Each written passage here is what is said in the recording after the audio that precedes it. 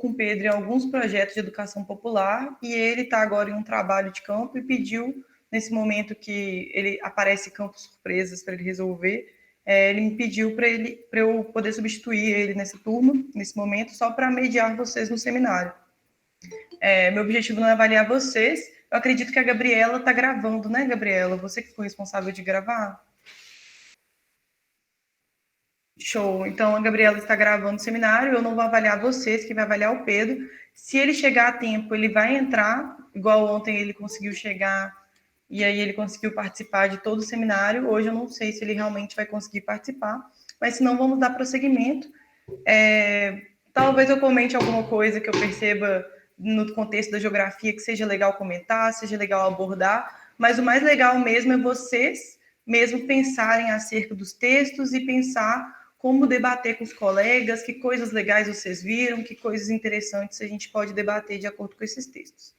Então, agora eu vou pedir para a dupla 5, do Pedro Rios e do Vinícius, começarem a apresentação deles. Vocês têm slide, meninos? Sim, vou compartilhar a tela. Então, podem dar início aqui, eu vou desligar minha câmera e meu microfone e vamos lá.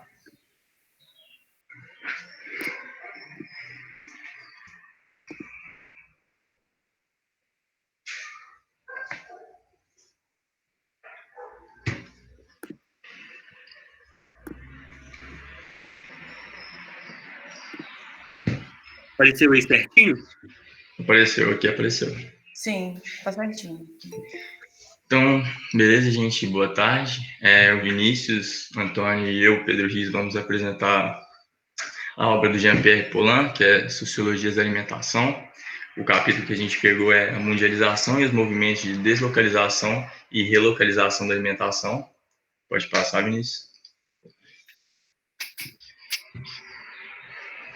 A gente optou por falar um pouquinho do breve histórico do autor, que é o Jean-Pierre Paulin, sociólogo nascido na França no ano de 1956, para poder direcionar um pouquinho a nossa apresentação e para ajudar vocês, né? Como professor universitário, suas principais áreas de pesquisas foram a antropologia e sociologia da alimentação, o vínculo entre o patrimônio alimentar e o turismo e as transformações das práticas alimentares. São alguns dos temas que a gente vai abordar aqui na apresentação. Pode passar. No começo da primeira parte do capítulo, ele fala sobre a internacionalização da alimentação, sim, mas através dos particularismos locais. Uma frase dele, que a gente pegou, que acho que sintetiza muito bem uma das partes desse capítulo, é que nunca no âmbito da história o comedor teve acesso a uma tal diversidade alimentar como agora no Ocidente. E as técnicas relacionadas a isso são as técnicas do agronegócio de conservação, acondicionamento e transporte que reduziram a pressão do nicho ecológico. E, dessa forma, as empresas agroalimentares transnacionais distribuem seus alimentos em todo o mundo. Esses alimentos que são deslocados de um país para o outro, proporcionando consumo em lugares que o clima não permitia a sua produção, né? E esse alimento moderno está deslocado ou desconectado de seu enraizamento geográfico.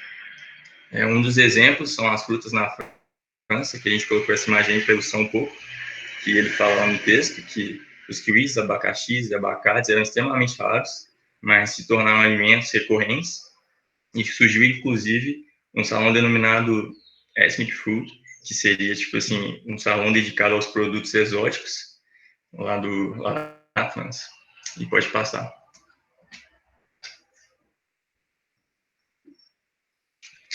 Outras duas frases que a gente pegou dessa primeira parte, que sintetizam muito bem o pensamento dele, é que, entretanto, no revés da mundialização e da industrialização da esfera alimentar, os produtos se padronizaram, se homogeneizaram. Um exemplo disso é o cardápio do McDonald's, como a gente pôde observar na aula de alimentação e cultura, no documentário Size Up, que o diretor passou um mês inteiro comendo só McDonald's e eram sempre os mesmos produtos, e isso acontece em todo mundo. E uma relação paradoxal é o que acontece na França, com o McDonald's sendo o símbolo da má comida, porém existem muitos desses restaurantes lá na França. Outra frase que a gente pegou é que os particularismos nacionais e regionais ainda são muito fortes e as sociedades transnacionais da alimentação são obrigadas a dar conta deles.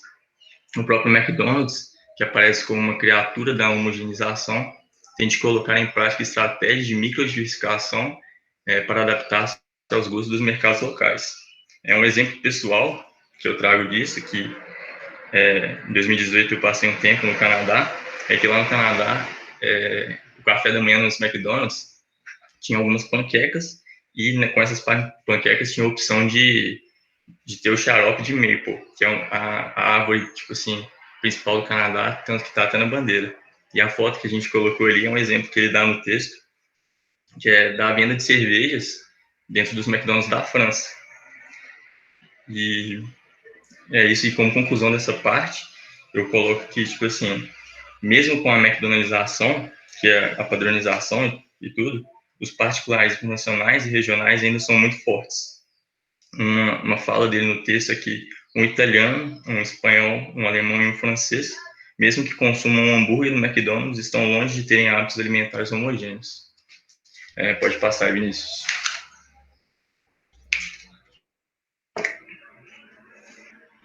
Outra parte do capítulo, ele fala sobre as culturas alimentares locais como lugar de resistência identitária. Relacionada a isso, a crise identitária, né, na esfera alimentar é oriunda do processo de industrialização. Como a gente começou falando ali, vamos falar mais durante a apresentação. A mundialização do mercado alimentar, que gera a promoção da mentalidade neo-arcaica em oposição ao desenvolvimento contínuo, e a partir dessa mentalidade é produzida por meio de um retorno aos valores da natureza, em oposição ao mundo artificial das cidades. Com isso, gera uma inversão parcial das hierarquias gastronômicas, a favor das práticas rústicas e naturais. O exemplo que a gente coloca aí é dessa fotinha que está ao lado, que são pães, legumes, azeites e até vinhos que valorizam a simplicidade rústica. Já em 1980, ocorreu o surgimento da Nouvelle Cuisine, que é a nova cozinha, um movimento impulsionado por alguns guias, guias esses que concedem honrarias regionais, e os grandes cozinheiros falam abertamente sobre o tema da cozinha regional, mas em oposição, que ele também fala no texto, a gente colocou ali da visão paradisíaca da ruralidade, que tem relação com a utopia da ruralidade feliz. Isso ocorre por meio de uma abordagem histórica, sociológica e antropológica, em que os grandes pratos utilizam produtos originários do Novo Mundo. Com isso, a gente tira a conclusão de que a cozinha não é estática e sempre está existindo transformações. Você pode passar também, Vinícius. Já aí a gente tirou uma outra frase dele, que no texto fala assim, em tempos de homogeneização de gostos alimentares, deve-se fazer um inventário do patrimônio gastronômico das províncias da França. O conceito, e assim foi criado o conceito, né, de etnocozinha, que foi desenvolvido nas ciências sociais, e etnocozinha, que seria o espaço onde a cultura e a etnia determinam esses hábitos alimentares. Isso é de suma importância, né, para colocar as práticas tradicionais em um contexto que as fez nascer, como dos costumes, das crenças e das mentalidades regionais. Relacionado a isso também, a crise alimentar está associada com uma crise identitária, e um exemplo que é dado é na França, né, que é diluída em uma entidade mais ampla. E, igual a gente falou, o exemplo dos McDonald's, que não buscam valorizar a cultura alimentar local, fato esse que é uma antítese da alimentação francesa, como a gente disse anteriormente, do paradoxo na França, né, que os McDonald's são considerados símbolos de uma má alimentação, mas que ainda assim existem vários no território francês. E isso, pode passar, Vinícius. E ligado a isso, em 1990, os Ministérios da Agricultura e da Cultura lançaram na França um inventário do patrimônio culinário francês. Isso é uma grande reviravolta, pois no contexto histórico, no antigo regime, a gastronomia aristocrática se distanciou das práticas alimentares locais. Essa gastronomia aristocrática, que exaltava a sua nobreza através de produtos caros e distantes, como as especiarias, e a cozinha burguesa, que buscava reprimir as práticas regionais populares. Um exemplo disso é que as referências às regiões da França eram no máximo em relação à origem do produto, que era o único interesse nas regiões, era pela busca desses produtos. E a partir de 1789, ocorreu a Revolução, depois da Revolução Francesa, o que ocorreu?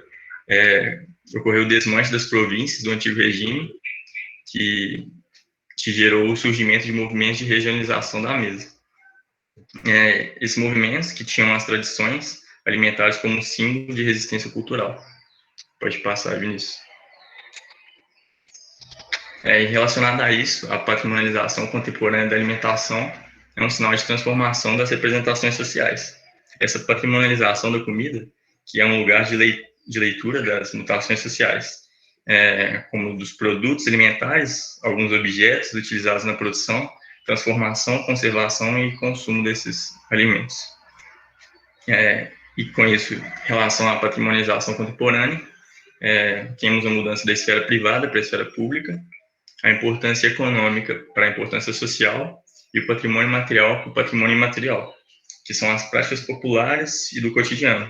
Um exemplo disso que eu coloco no Brasil é o ofício das baianas de acarajé, né, que se relaciona com o modo de preparo, de venda e tudo que envolve a sua cultura, que é um dos patrimônios, né, imateriais aqui no Brasil. E agora eu vou passar para o Vinícius para ele falar um pouquinho mais do nosso tema para vocês. Boa tarde para todo mundo. Vou falar um pouquinho dessa terceira parte do Sociologias da Alimentação, que tem o título do tradicional ao exotismo. Então, gente, no fim da década de 90, se iniciou na França um debate sobre a gastronomia francesa, entre defensores da culinária francesa tradicional e defensores de uma cozinha internacional aberta às mestiçagens. O grupo que defendia a culinária francesa tradicional tinha um certo medo de um neocolonialismo americano. Então, eles buscavam blindar essa arte culinária francesa dos ataques da indústria agroalimentícia americana. Já os defensores de uma cozinha internacional aberta às mestiçagens argumentavam que a cozinha francesa sempre foi construída a partir de múltiplas influências, sem que houvesse perda de sua identidade. Então, nesse período, os grandes chefes franceses optaram por adotar um entrelaçamento cultural nas práticas culinárias, formando assim essa nova cozinha francesa. Então, foi a partir dessa concepção que os grandes chefes franceses, né, rodaram todo mundo para promover a cozinha francesa, principalmente nas grandes redes de hotéis. Sendo assim, um aspecto positivo dessa nova cozinha francesa é a valorização de diversas tradições culinárias, com o uso de técnicas de preparação de pratos a partir da influência de inúmeros países. Essa frase aqui de baixo foi retirada do livro e simboliza um pouco esse aspecto. Ela diz assim: o que hoje diferencia os cozinheiros franceses contemporâneos de seus predecessores é que eles deixam de considerar as outras tradições culinárias como subculturas a ser civilizadas e veem nelas novas fontes de inspiração. Então, já no ano de 1996, ocorreu a ampliação do inventário do patrimônio gastronômico para toda a Europa. E não é por acaso, né, que em diversos países europeus, as tradições gastronômicas são uma importante alavanca para o desenvolvimento das economias locais. Portanto, quando a gente analisa, por exemplo, os principais centros turísticos europeus, como Espanha, Portugal, Alemanha e França, a gente percebe que as tradições culinárias locais são um importante fator atrativo para novos turistas. Bom, nessa quarta parte do capítulo 1 de Sociologias da Alimentação, ele vai falar um pouquinho da massificação às mestiçagens. Então, nessa parte 1.4, é feita uma análise mais sociológica e antropológica da alimentação. A ideia de que a modernidade alimentar depende de um processo de massificação que exclui os particularismos nacionais é muito difundida entre alguns estudiosos. Um sociólogo chamado Menel inicialmente considerou duas possíveis abordagens para o processo de massificação na modernidade alimentar. Então, teria essa ideia conservadora em contraposição com uma abordagem social. Essa primeira ideia conservadora seria de que os alimentos ultraprocessados por si só ameaçavam uma suposta elite criadora de hábitos alimentares. Já para essa abordagem mais social, eles culpavam as grandes indústrias alimentícias pelo processo de massificação na modernidade alimentar. Entretanto, posteriormente, o Menel superou essa leitura que ele havia feito e passou a adotar uma linha de raciocínio baseado nos trabalhos do Theodor Adorno sobre a influência da cultura de massa sobre a música. Dois conceitos trabalhados na análise do aspecto musical do Theodor Adorno também podem ser transferidos para a abordagem alimentar. No trabalho do Adorno, o fetichismo seria o termo utilizado para representar essa repetitividade das músicas que são tocadas tanto na TV, quanto no rádio e na internet. Então, a partir disso, o Menel atribuiu o conceito de fetichismo à padronização de um número limitado de pratos, principalmente em grandes redes de fast food. Então, hoje, quando a gente analisa as principais redes de fast food, eles, em geral, servem os mesmos alimentos. Então, se uma pessoa hoje for querer ir em alguma rede delas, como Burger King ou McDonald's, ela vai encontrar um número limitado de pratos, como hambúrguer, bebidas açucaradas e sorvete, batata. Então, tem essa grande limitação, né, das opções alimentares. Já para essa regressão da escuta, o Adorno considerou que ela seria um retrocesso na audição do ouvinte, e Menel associou isso dizendo que ela simbolizava a infantilização da alimentação. Por exemplo, a alimentação das comidas ultraprocessadas se dá somente, na maioria das vezes, com o uso das mãos, sem fazer uso de pratos e talheres. Então, por isso, há uma certa infantilização, porque, em geral, as crianças comem sem utilizar talheres. Adentrando um pouquinho mais nessa questão, os pensadores da escola de Frankfurt estabeleceram uma concepção crítica, né, da sociedade do consumo, de modo que as grandes indústrias alimentícias se armam com a publicidade para manipular os gostos e desejos dos consumidores. Então, os pensadores da escola de Frankfurt rejeitam essa ideia liberal de gosto individual, ou seja, eles acreditam que é uma força externa maior, essa força da indústria, do capitalismo, que, na verdade, impulsiona as pessoas a escolherem, sem a sua vontade própria, esses alimentos ultraprocessados em geral. Outro estudioso chamado Fischler desenvolveu uma visão um pouco mais otimista acerca da modernidade alimentar. Para ele, o aparecimento de uma cultura alimentícia de massa produzia uma espécie de mosaico sincrético universal, a partir de uma dupla tendência de integração e desintegração.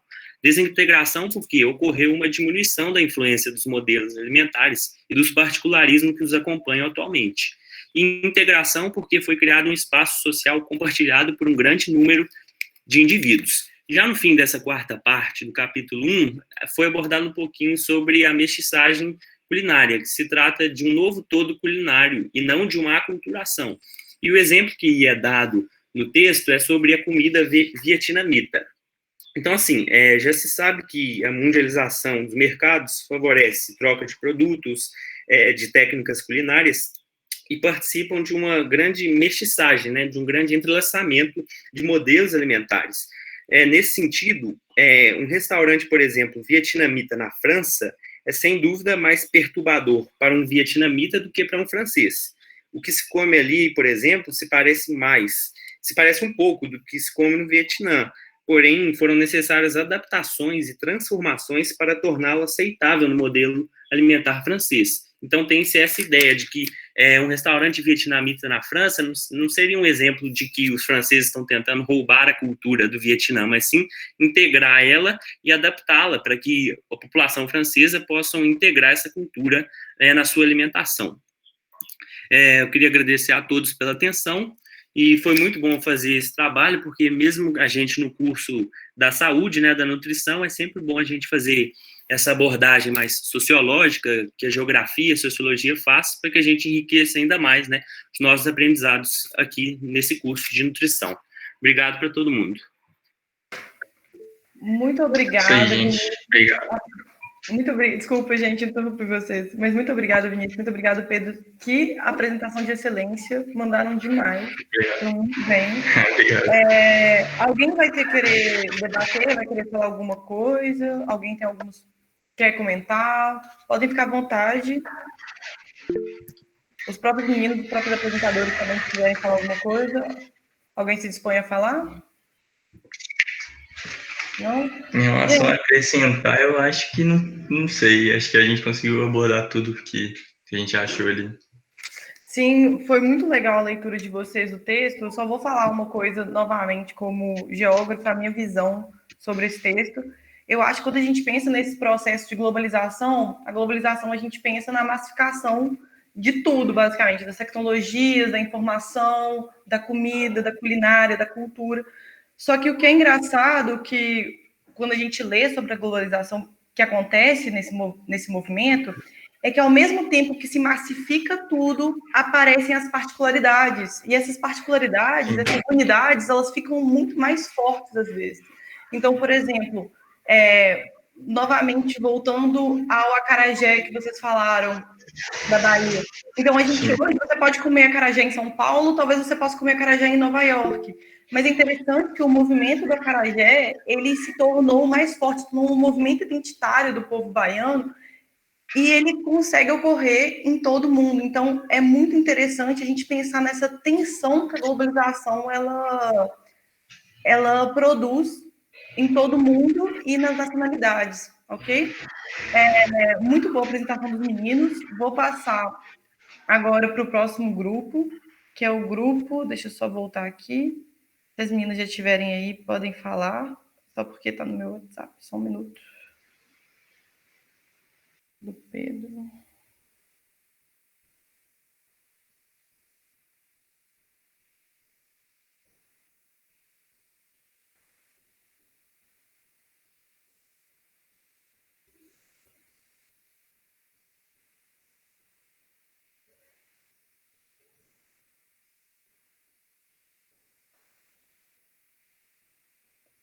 Gente, quem que é o próximo grupo?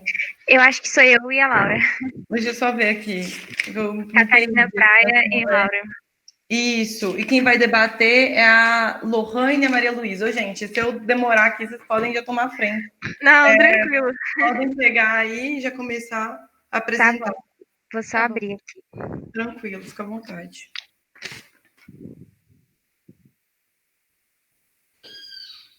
Tá dando para ver? Ainda não. Agora sim. Tá bom. Bom, gente, então, boa tarde. Eu sou a Catarina. Eu e a Laura, a gente vai estar falando do capítulo 2 do Sociologias da Alimentação. E ele fala basicamente sobre esse tema, né? Entre o doméstico e o econômico, fluxo e refluxo do culinário. Então, assim, particularmente, eu gostei muito desse capítulo, porque ele fala mais para a pegada da cozinha, da culinária, das práticas e dos hábitos alimentares mesmo, que eu achei, assim, muito relacionado mesmo com o nosso curso, de uma forma mais direta. Então, eu gostei muito, assim, de a gente estudar sobre esse capítulo. E falando assim, para começar, né, ele já vem dizendo que as práticas alimentares, né, são diretamente influenciadas pelas dinâmicas interiores e exteriores do nosso lar. Então, tanto o que acontece dentro da nossa casa, quanto o que acontece fora, relacionados a gente, influenciam muito no que a gente vai, né, nos nossos hábitos, nas nossas práticas alimentares. Um exemplo que eu trouxe, assim, que ele falou até no meio do texto, assim, mas eu gostei muito de destacar, é essa evolução, né, da preparação dos alimentos. Então, por exemplo, na nossa casa, a gente não faz mais, na verdade, a gente fazia, né, essa prática de cozinhar, fazer passo a passo das receitas, mas com o tempo, a indústria acabou disponibilizando, né, tudo pronto. Então, por exemplo, hoje em dia, você comprar uma mistura para bolo, facilita, assim, você consegue preparar um bolo em 5 minutos, mais o tempo de forno. Sendo que antes tinha todo esse conceito por trás de fazer, às vezes a gente fazia até com avó, mãe, pai, tio. Então, isso se perdeu um pouco, e a gente vai falar mais um pouquinho sobre isso ao longo da apresentação. Então, para começar, ele faz essa comparação. Ele fala que antes a gente tinha essa sociedade de agricultura itinerante, e hoje em dia a gente tem essas sociedades industriais. A gente até já estudou bastante sobre essas diferenças, mas a abordagem que ele traz eu gosto bastante, que é essa coisa voltada mesmo para a questão culinária. Então, ele diz assim, que tudo que depende da produção de vegetais, né, na época da sociedade da agricultura itinerante, ela dependia de um único conjunto de tarefas domésticas. Então, a agricultura estava totalmente e diretamente relacionada à cozinha. Então, para você modificar um alimento, para você fazer qualquer processamento, assim, era de forma mais artesanal e era direcionado total para a cozinha. Não tinha nenhum outro agente que agisse ali nesse meio. Só que aí, com o surgimento dessas sociedades industriais, né, teve essa que ele chamou de redução da atividade produtiva do lar. Então, a gente acabou diminuindo a quantidade de coisas que a gente fazia em casa, né, como até os meninos mesmos já falaram, e trazendo essa questão da indústria. Ela entra em cena e interfere em todo esse contexto. Então, o mercado, ele assume, né, as nossas tarefas domésticas, torna tudo mais prático, mais rápido, para a gente poder só fazer poucas coisas em casa. E então o nosso sistema de decisão alimentar também muda profundamente, porque todo mundo acha que realmente nessa correria, em tudo, é bem mais prático a gente pegar algo que já está semi-pronto, ou pronto, né, do que ir lá, do que veio in natura, processar e fazer tudo em casa, na cozinha, até porque nem estrutura, hoje em dia, a gente tem mais na nossa casa para fazer essa modificação. Então, a relação com a agricultura, ela ficou bem mais estreita. Aí também ele traz esse outro tópico, que é a industrialização da alimentação, né? Esse outro tópico não, essa continuação, né? Desse novo ciclo. E aí ele fala desses três fatores, da produção, da transformação e da distribuição, que são nessas fases da industrialização. E que eles estão interligados, né? Então, para começar, falando da produção, ele, né, foca muito nessa questão do marketing seletivo da produção animal. Eu achei muito interessante porque ele fala da coisificação versus a personificação. Como assim? Os animais que a gente consome, por exemplo, boi, né, que a gente tem o hábito de consumir aqui no Brasil, por exemplo, boi, porco, frango, peixe, enfim, eles, nesse sistema todo, eles ficam coisificados, então eles perdem aquele valor sentimental, aquele valor de vida que eles têm para se tornar um mero alimento, né? Um alimento assim sem vida, sem padrão de costumes como animais, enquanto, né, a gente tem os cachorros, os gatos e todos os outros animais exaltados para a questão doméstica. Então a gente meio que coloca alguns num pedestal e tira toda a preciosidade de outros que a gente consome. Então a gente personifica o cachorro, o gato e coisifica o porco, a galinha e o boi. Então, isso é um assunto que eu achei, assim, até bem impactante, né? Porque, querendo ou não, todos os animais, eles têm os mesmos direitos. A gente, né, estabeleceu essa questão da coisificação por conta de um padrão que vem milenar. Mas a questão aqui que eu achei interessante é do respeito, que a gente passa a desrespeitar esses animais que a gente consome, né? Enquanto a gente exalta os outros. E, na verdade, todos merecem o respeito, mesmo se um for consumido e o outro não. Também ele fala da questão da transformação, então, ressaltando novamente que as indústrias agroalimentícias, elas ganham um papel mais importante do que a autoprodução da cozinha familiar, do que a gente cozinhar por a gente mesmo em casa. E aí ele fala desses três tópicos, que isso é uma ameaça, né, à função socializadora da cozinha, que tanto o Guia Alimentar fala que a gente tem que exaltar essas práticas para poder socializar, comer em família, ou então, se não em família, com os amigos, enfim, socializar mesmo. Também gerar perda da qualidade simbólica. Então, não tem mais esse simbolismo por trás do alimento, ele se torna meramente algo a ser consumido, e também perde essa transmissão de valores e habilidades, né? Tá os três interligados. Então, a gente acaba perdendo essa conexão mesmo com a cozinha e com as tradições da nossa família, das preparações dos alimentos, em muitas preparações, né? É claro que algumas realmente, como a gente já disse aí um pouco antes, se mantém, né? Essas particularidades, elas se mantêm, mas para muitos outros casos, elas perdem, e a gente acaba perdendo receitas tradicionais, antigas, da família, porque perde essa prática mesmo.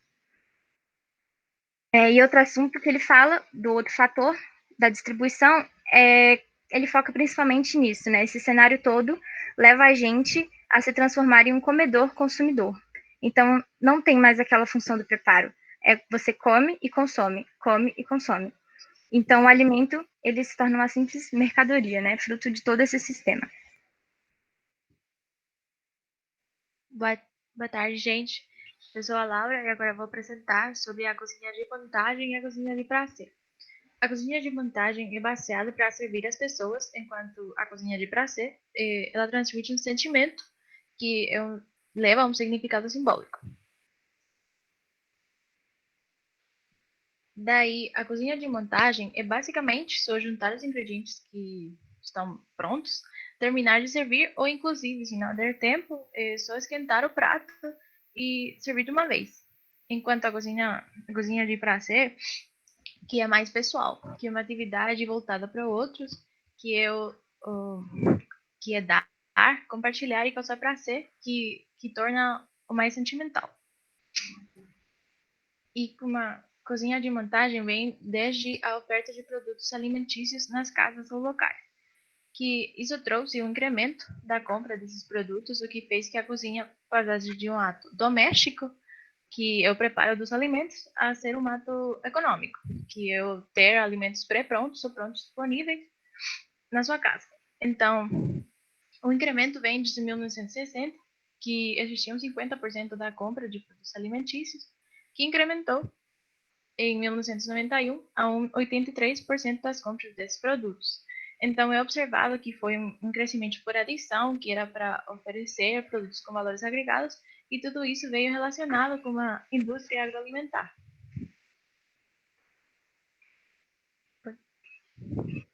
Então, como o Sigmund falou, a preparação dos alimentos, na medida que ela é concebida como uma tarefa doméstica por excelência, dá hoje a impressão de ser atacada de todos os lados por empreendimentos procedentes do setor externo.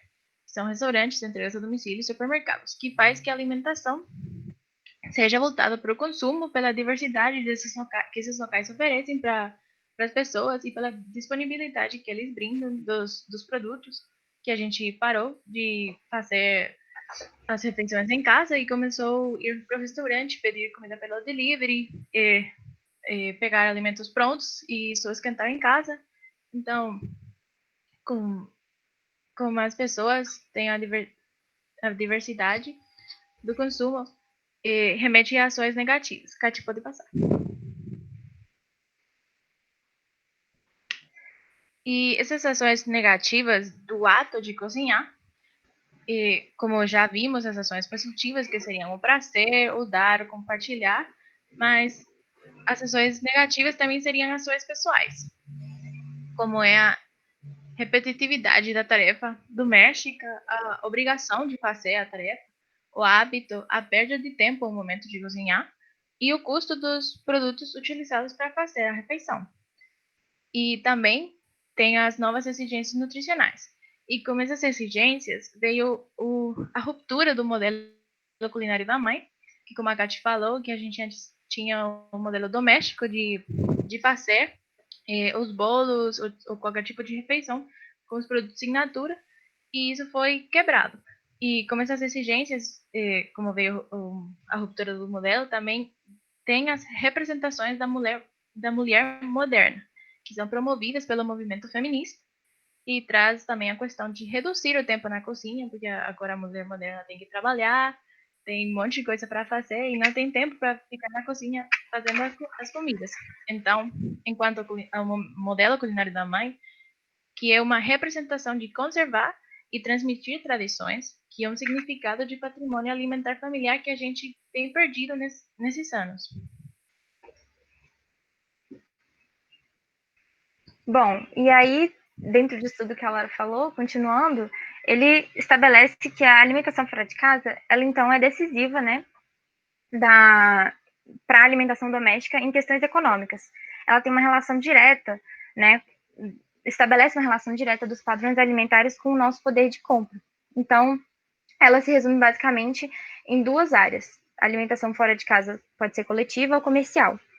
A coletiva ela é encontrada nas escolas, universidades, setores da saúde, empresas, e como a Laura já mostrou também na questão dos restaurantes, e os meninos também enfatizaram essa questão dos fast foods, que é um setor que tem crescido muito.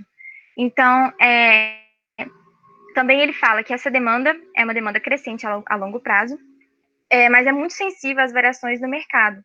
Então, é isso que vai relacionar os nossos padrões alimentares com o poder de compra, porque os restaurantes e todos esses locais vão estabelecer condições para comprar os alimentos e para oferecer esses alimentos a determinados valores, de acordo com a disponibilidade do mercado. Então, por exemplo, a gente está na pandemia.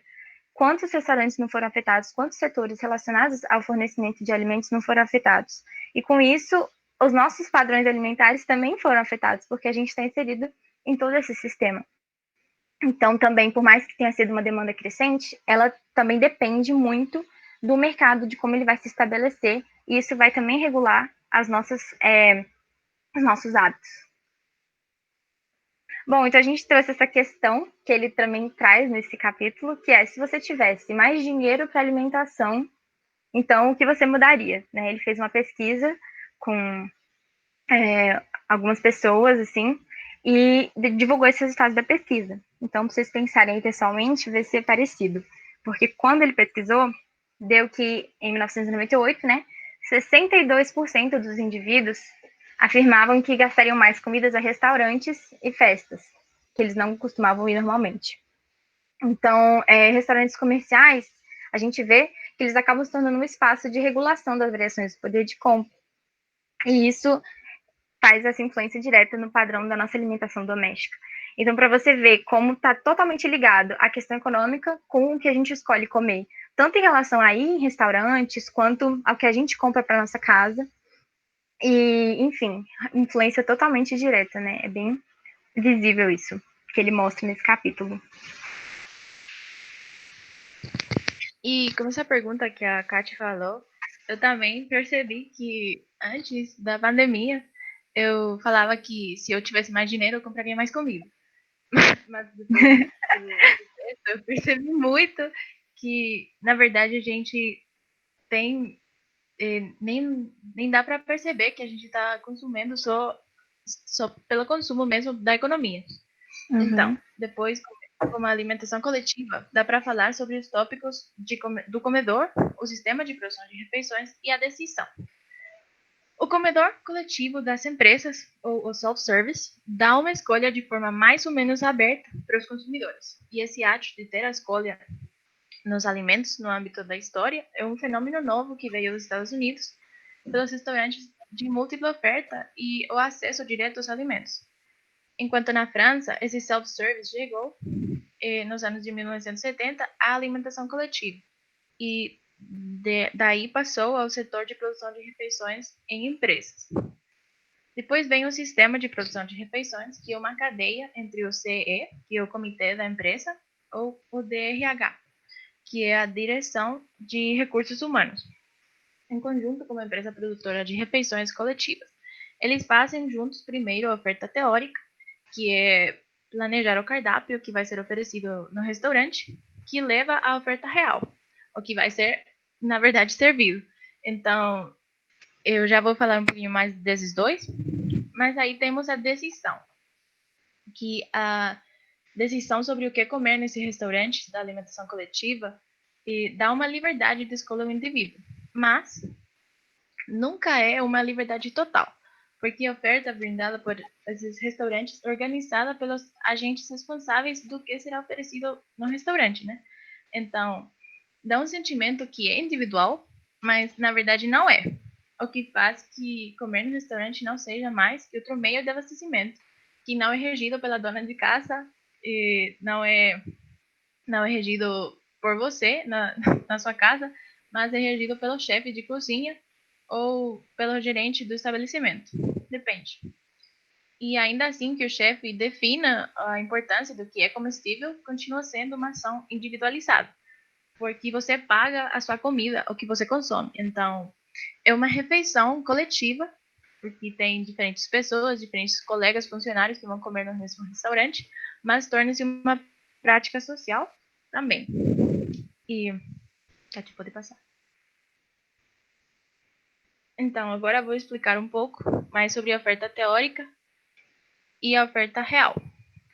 A oferta teórica define o que os consumidores encontrarão no restaurante. E com isso, o DRH, que é a Diretoria de Recursos Humanos, ou o Comitê da Empresa, se baseia no que eles consideram bom para o consumidor e o que eles creem que o consumidor deseja encontrar ofertado no restaurante. Assim como também baseia nas normas alimentares da empresa, na empresa como um todo, e a cultura que ela tem. Só que a oferta teórica é um objeto de dupla interpretação, pela equipe administrativa do restaurante e o chefe de cozinha. Então, porque é possível ter uma interpretação dupla, é porque você poderia ter uma interpretação culinária e uma interpretação comercial, levando em conta que o marketing e a apresentação dos pratos servidos é importante. Enquanto a apresentação comercial depende muito do gerente e do chefe de cozinha, do que eles em conjunto consideram que o consumidor deseja. E devido a isso, a oferta real é mais significativa por parte do chefe do setor da empresa, de refeições. E ele quer representar as necessidades do comedor, ele quer representar seu próprio papel profissional, assim como ele quer representar as culturas das empresas pertencentes. Isso quer dizer as culturas da empresa que for oferecer o restaurante e a cultura da empresa que oferece o serviço de refeições. Então, as duas levam que são um conjunto de interações estruturadas pelo chefe do setor, o gerente da cozinha, o chefe da cozinha e o próprio restaurante. Então, a oferta real muda muito da oferta teórica, mas tem a base a oferta teórica. Bom, e aí ele chegando mais pro final do capítulo, ele traz esse outro tópico, que é a aposentadoria como forma de retornar ao doméstico. Então, a gente falou muito aqui, né, da relação do econômico, da saída do doméstico, né, e aí ele traz, né, dentre vários fatores que podem influenciar esse retorno, a aposentadoria. Porque quando esse momento da vida chega, né, ele fala que tem o fim do usufruto da alimentação coletiva para a maioria das pessoas, porque não frequentam mais locais que oferecem esses serviços, enfim. E com isso, eles reestabelecem, né, mais refeições a nível doméstico. Então, acontece uma mudança, novamente uma mudança nas escolhas alimentares, né, para se adequar a esse novo estilo de vida. Então, realmente, volta todo esse contexto, né, para a grande maioria das pessoas, para casa. E, enfim, mesmo assim, ele traz um outro debate, que por mais que tenha esse retorno e seja significativo, ainda existem muitas implicações em relação à adaptação da vida doméstica na sociedade atual, porque por mais que você retorne com esses valores para o meio doméstico, várias questões na nossa conjuntura mudaram, né, para a vivência doméstica. Então, aconteceram várias alterações nesse ideal de retorno ao doméstico. Isso foi um gatilho muito grande para o desenvolvimento e para o marketing da indústria agroalimentícia, que nem a gente falou. Mesmo que a gente não coma fora de casa, dentro de casa, a gente já está sofrendo essa interferência. Como a Laura já citou aí várias questões, reenfatizando, a gente tem menor hábito de cozinhar, diretamente relacionado tanto com a não exclusividade da mulher na cozinha, por conta de todo esse movimento que a gente tem do feminismo, da mulher, inserção da mulher no mercado de trabalho, então ela realmente fica menos tempo em casa, como também relacionado ao aumento do número de famílias monoparentais. Então, menos tempo para cozinhar, mais coisas para fazer em casa. Então, a praticidade ela se torna o foco, né? E aí também esses dois fatores relacionados à maior frequência de entregas de comida a domicílio. Então, a praticidade é algo assim que realmente é bem enfatizado nessa nova sociedade da gente. Inclusive, eu até trouxe para mim uma questão que até na própria pandemia, a gente com muito tempo para ficar em casa, para fazer as coisas, quando começaram as aulas, já mudou totalmente, porque eu não tive mais tempo para fazer a comida como eu estava fazendo aqui em casa, então a gente aumentou o número de vezes que a gente pediu, né? Então, realmente é um reflexo que, se a gente parar para pensar, tem na nossa vida hoje em dia, por conta dessa modernidade, dessa rapidez, que vai também além da exclusividade da mulher na cozinha e além do número de famílias monoparentais. Então, tem mais fatores ainda. Então, concluindo, a gente viu que tinha influências multifatoriais do ambiente intradoméstico e do ambiente extradoméstico. E do ambiente extradoméstico a gente percebeu no texto que tinha a idade, o sentimento em relação ao ato de cozinhar, a redução do tempo disponível, as decorrências da vida profissional e pessoal, o modelo culinário da mãe, e assim como o extradoméstico também tinha as variações no poder de compra, os restaurantes self-service, a liberdade de escolha, as novas exigências nutricionais, a disponibilidade de determinados alimentos e a facilidade de ter alimentos prontos e a praticidade e eficiência pré-regada pela indústria. a gente percebeu que tinha muito, que afetava muito o ambiente de fora, que é o ambiente extradoméstico, interligado com o ambiente intradoméstico. Porque por essas questões do ambiente extradoméstico afeta bastante o que você vai fazer na sua cozinha. O que o doméstico passa o econômico e assim vai. Você não muda e fica desse jeito, você pedindo, comprando alimentos prontos, não tendo mais tempo. Assim como a Kate falou, e durante a pandemia, bom, agora que estamos durante a pandemia, pedir a comida, o delivery é mais fácil do que você ir na cozinha e fazer uma refeição que vai ser ainda mais saudável do que você poderia pedir. Então, é isso. Muito É isso, obrigada. gente. Espero que vocês tenham gostado. Acho que foi muito legal fazer, realmente, como eu falei no começo, o estudo desse capítulo, né? Porque eu consegui me enxergar muito nesse contexto e realmente perceber como isso acontece na minha vida de verdade. Então, é bem, né, incrível a gente perceber como está muito inserido e a gente às vezes não percebe essa questão toda da relação da economia com nossa prática alimentar e dos contextos vários contextos que a gente, né, olha todos esses fatores. Então, tem muito mais, né? Então, assim, é bem complexo mesmo.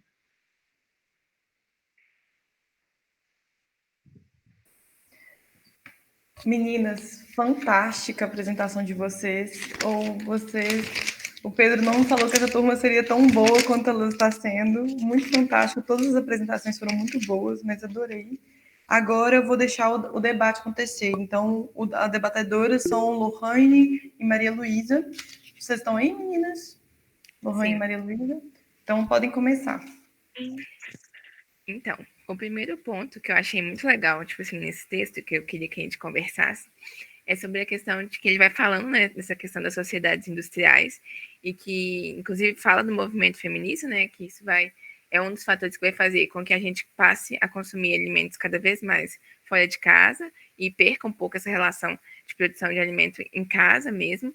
E também sobre a questão de, nessa nossa sociedade, a gente tem muito alimento, né? Muito alimento industrial, só que cada vez menos a gente conhece sobre os alimentos, né? Seja em função da composição, quando a gente lê um rótulo e não entende nada do que está falando, ou seja, de onde vem esse alimento.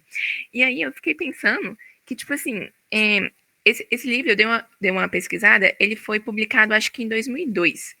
E aí, com o pedido de revisão do Guia Alimentar, tem algumas partes que eles falam que existem estudos que mostram que existem alimentos que são industriais, mas que são muito parecidos com alimentos feitos em casa, e eles também criticam, né, a classificação dos alimentos. E é impressionante pensar, né, que esse livro foi escrito, esse capítulo, né, foi escrito há 18 anos atrás, e parece que o autor já estava prevendo uma situação que aconteceria 18 anos depois, né? Então, é muito surreal ver como ao longo do tempo a gente está tendo alguns retrocessos nessa questão no modo de enxergar a alimentação. E aí, eu achei esse ponto muito interessante e queria conversar com você sobre isso. Nossa, Lohane, inclusive, eu até tinha feito o slide, né? O segundo slide que eu estava fazendo, eu não ia colocar esse subtítulo, eu ia colocar outro. Eu ia colocar uma pergunta, evolução ou involução das práticas alimentares e do contexto, né? Porque realmente eu percebi muito isso no texto. Então, eu ia até colocar esse título para trazer essa reflexão, mas que bom que você colocou para a gente poder falar. Porque realmente a gente passa o tempo, parece que a gente vai conhecendo mais sobre os alimentos que fazem bem para a gente, sobre as práticas que são boas. Eu, pelo menos, assim, ao longo da minha vida, venho aprendendo cada vez mais, mas também vejo o mundo cada vez mais indo contra, né, isso. Então, assim, é muito complicado a gente saber que tem toda essa ideia por trás da alimentação, que a gente tem que respeitar várias coisas e procurar valorizar as práticas em casa, a culinária e todos esses fatores, mas saber que, na verdade, todo o sistema que a gente vive, todo o contexto está indo contra isso, né? Então, essa foi a reflexão realmente também que eu fiquei muito pensando, inclusive depois desse ataque ao guia que rolou, né? Porque é a materialização do como a gente precisa focar nisso, para a gente não deixar a sociedade caminhar nesse meio, sabendo que tem outros valores para a gente valorizar, né? E também porque, tipo, o consumo fez muito importante também o avanço da economia e tal, as propagandas que dão nesses setores de fast food, por exemplo, que muitas pessoas nem percebem que estão comendo de uma forma ultraprocessada ou processada, e muitas pessoas nem sabem o que significa esse tipo de alimentação, sabe? Então isso também me impactou muito. Sim, e uma coisa que eu achei muito legal e que eu percebi assim na apresentação de vocês é que em um dos seus slides tem uma foto de um feijão que é pronto, né? Assim, pronto para consumir na hora. E eu fiquei, assim, eu não sabia que já existia feijão pronto assim para consumir na hora, porque sempre que eu penso em alimentos desse tipo, eu penso em tipo assim lasanha, pizza, algo mais que é mais, sei lá, processado mesmo, sabe? E aí eu fiquei pensando, a gente já tem alimentos de alimentação básica, né, que é como feijão, nesse tipo de processamento, né? E eu fiquei pensando como essa sociedade industrial que a gente está é tão forte e como que ela atinge assim os mais variados setores da nossa alimentação. Eu fiquei assim extremamente surpresa com a existência desse feijão pronto para consumo assim na hora. Nossa, pois é, e tipo assim, não é só feijão, né? Tem tipo, sei lá, tem grão de bico que já é para consumir na hora também, que eu já vi. Outras coisas assim que são assim, em tese, pra gente cozinhar em casa, que já sofrem um processamento básico, mas eles processaram ainda mais, né? E uma coisa que me chamou a atenção, eu inclusive até coloquei nesse slide, no segundo slide, foi do bolo, né? Porque assim, eu acho bizarro o fato de existir bolo pronto, tipo assim, uma farinha para bolo pronto, com tudo preparado, porque assim, eu acho tão incrível a gente fazer bolo em casa, ou sei lá, pelo menos ir na padaria, comprar o bolo que alguém fez assim, que a gente comprar um pacote para colocar, qual é o sentido, sabe? Para mim tem que ter uma história por trás de um bolo, para mim, tipo, esse significado do bolo não é só, sei lá, botar e assar, sabe? Então eu fico muito triste quando eu vejo essas coisas acontecendo e esses valores sendo tirados, sabe? Essa dissocialização mesmo. Exatamente. Bacana, gente. Outra questão que a gente queria comentar, na verdade, mais pro lado pessoal, do que vocês acharam, pensaram desse texto e as ideias que ele traz também. Pelo menos na minha cidade, eu vejo tipo assim, muito empreendimento abrindo negócio, abrindo de marmita, principalmente marmita fit. Tipo assim, o tempo todo no Instagram aparecendo propaganda, o pessoal postando de marmita fit, aí tem, tipo assim, aqueles combos semanal, que você compra, tipo assim, pra semana inteira, congelado e tal. E aí, como acho que um ramo que tá crescendo e que tende a crescer, queria saber, tipo assim, a opinião de vocês a respeito disso, tipo assim, por mais que seja comida, né? É comida, a gente não tá trocando, por exemplo, sei lá, por um salgadinho, por um fast food, sei lá. É comida, mas você não faz, você tá comprando pronto, você vai ter que, tipo assim, no máximo pôr no micro-ondas. Mas ainda é comida. E aí a gente queria saber, tipo assim, a opinião de vocês em relação a isso, do deslocar a sua ação de cozinhar para a comida pronta.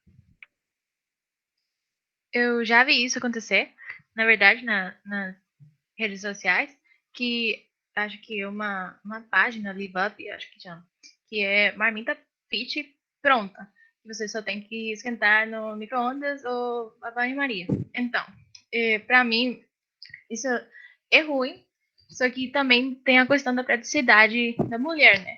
A mulher moderna, que provavelmente é, é, é mãe, só não tem ajuda em casa e tal. Então, para mim, isso faz perder a cozinha de prazer, sabe? Que é o sentimental, a cozinha de dar, que é voltada para os outros e tal. Então, para mim, isso é um tema do consumo, algo que tem a ver muito com o econômico. Porque você faz só pela praticidade, mas não pensa como você pode passar as suas experiências como mãe, talvez, para os seus filhos, ajudando e tal na cozinha. Então, eu achei também, relacionei muito com isso que eu tenho visto nas redes sociais. Então, eu acho que tem dois lados, né? Eu acho que tem, igual a Laura falou, tem esses dois aspectos. E eu acho que pode ser bom, tanto pela questão econômica, que tem alguém, né, que está precisando ganhar um dinheiro com isso, está precisando, né, abrir um novo negócio com isso e trazer essa coisa caseira para o negócio. Eu acho que tem esse lado também. né? Que a marmita, por si só, por ser comida de verdade, assim como a gente tem falado muito sobre isso, ela tem essa questão mais caseira e a pessoa realmente vai lá em casa e faz. Mas também, pelo outro lado, de quem está comprando, tem mesmo esse valor que tira, né? Então, eu acho que é ruim pelo lado, assim, de tirar o valor de quando você está comprando, mas é bom pelo lado de criar o valor de quem está fazendo. Então, enfim, eu acho que realmente é bem complexo isso. Eu acho que envolve exatamente isso que a gente abordou, né? O fluxo e o refluxo econômico e doméstico. Então, realmente, eu concordo com o fato de continuar mantendo a tradição de cozinhar, mas eu acho muito complicado isso mesmo, de a gente talvez estar perdendo a prática do valor do que é esse alimento, né? Show, gente. Gostei bastante. Gente, mais algum comentário? Meninas debatedoras, vocês acabaram? Lohane e Maria Luísa já fizeram seus apontamentos? Sim. Tranquilo. Catarina e Laura, parabéns pela apresentação, novamente. Vocês têm mais algum apontamento para fazer? Tô tranquila, viu, Bárbara? Obrigada. Tranquilo? Queria agradecer. Ótimo. Obrigada. Meninos, de nada, gente. Meninos da turma, vocês gostariam de fazer algum apontamento para as colegas, para a apresentação das colegas? Gostariam de fazer alguma questão? Ninguém? Então, gente, eu vou fazer um apontamento aqui novamente, só porque esses assuntos eles me interessam muito. Eu acho que esse texto 2, ele tem uma ligação forte com o primeiro texto, porque a gente está falando, quando a gente fala de economia, a gente, em geral, fala de globalização. Por quê? Porque a nossa base econômica atualmente é um modelo de produção capitalista. E esse modelo, eu gostaria que vocês sempre lembrassem que ele avança sobre todas as questões da vida do ser humano e ele monetiza tudo, basicamente, da nossa vida. Ele reifica, né? As meninas até falaram que ele reificava o frango, reificava os alimentos lá no início, né? O frango, o boi. Tanto até que uma coisa que eu acho muito interessante, aí eu falo até do senso comum, não é da academia, que é a questão da nomenclatura desses animais, né? A carne é boi, mas é carne, não? A gente não liga o animal ao boi.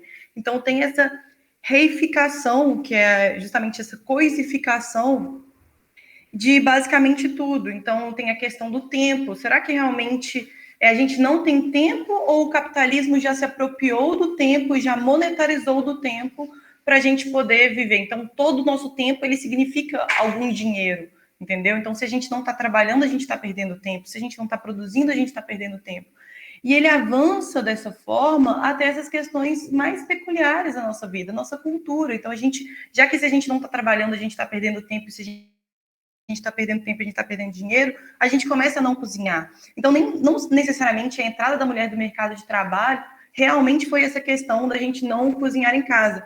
É mais uma jogada até mesmo da nossa forma de produção, do capitalismo, sobre todas as outras coisas. Como, por exemplo, a Catarina e a Laura falaram sobre a aposentadoria. Se a gente está aposentado, a gente tem mais tempo, porque afinal a gente não está trabalhando. Mas ainda assim, as estratégias de marketing, o capitalismo ele consegue se desenvolver de forma que você peça no delivery. Por exemplo, a pandemia. A gente tem a pandemia, a gente tem mais tempo em casa. Mas por que a gente não cozinha? Porque afinal a gente tem outras estratégias que o capitalismo ele faz para a gente poder pedir pelo telefone, né, pedir no iFood. E também eu gostaria de lembrar vocês que quando a gente pede nessas empresas, muitas dessas empresas não são brasileiras, então a gente não está também desenvolvendo o mercado econômico nacional, a gente está desenvolvendo um mercado econômico que está global, que está internacional, às vezes nem é o nosso país que a gente está comprando o produto. Então, são questões que eu acho que a gente tem que pensar, né? É muito numa aula, em poucos minutos. Eu estou até lendo aqui um pouco dos comentários. Exatamente, o Thiago falou que o nosso tempo virou sinônimo de dinheiro, o iFood dá bônus para isso, exatamente. Então, esse modo de produção nosso, ele desenvolve formas para a gente até mesmo se alimentar do jeito, né? Do modo capitalista.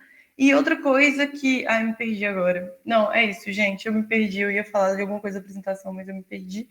Enfim, muito boas apresentações. Eu vou deixar agora que o Pedro termine de comentar nas aulas dele, na próxima aula, na aula dele. E é isso, parabéns a todos os grupos, vocês brilharam. Essa turma é fantástica, adorei todas as apresentações que vi até agora. E é isso, gente. Parabéns, boa tarde para vocês, tá bom? Muito obrigado, Bárbara. Boa tarde. Obrigada, Bárbara. Obrigada. Boa tarde. Obrigada, gente. Ô, Gabriela, Obrigada, uma coisa. Gente, de nada, e obrigada a vocês por essas brilhantes apresentações. Gabriela, você vai mandar para o Pedro hoje?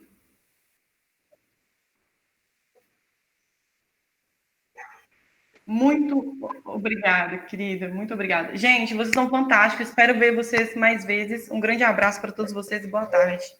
Até mais. Tchau, tchau.